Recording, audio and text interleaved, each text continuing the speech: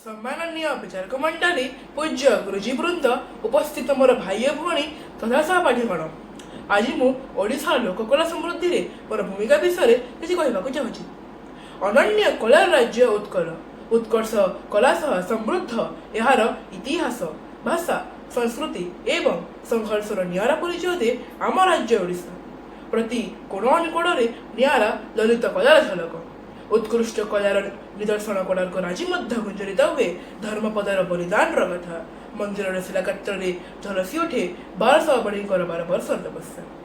यह सहित पत्र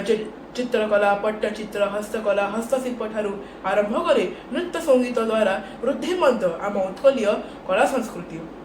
महान आम संस्कृति महान आम परंपरा महान आम लोककला आम संस्कृतिर तुलना नहीं से गुटिपुर नृत्य हो कि छौ नृत्य बरगढ़ धनुजात्रा हो कि सम्बलपुर डालखाई यह सब बेले आमको अजस्र खुशी दे एवं एकता सूत्र बांधि रखे।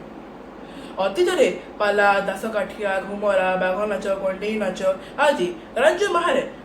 बेस लोकप्रियता अर्जन कर समय क्रमे आधुनिकतार प्रभाव जो यह क्रमे ह्रास पाई आम समाज आदौ शुभंकर नुहे। मुझे गौरव मंडित उत्कल माटीर सन्तान ओडिशार लोककलार मोर गुरुत्वपूर्ण भूमिका रही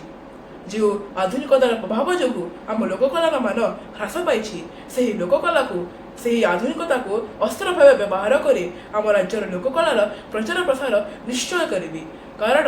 आम पाई गर्व आमरी गौरव ओडिशार लोककला ताहारी सुरक्षा आमरी कर्तव्य हृदय जपमाला आम लोककला होची आम पाई एक सांस्कृतिक संपद यार मान्यता एवं मूल्यबोध को परवर्ती पीढ़ी रे पहुंचाइबा आवश्यक अटे।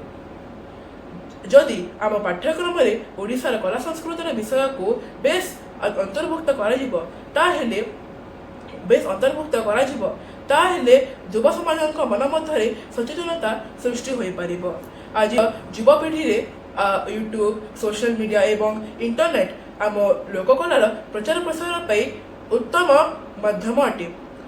लोककलार समृद्धि पाई स्थानीय कलाकार मानकर काम को उत्साहित करिले कला एवं कलाकार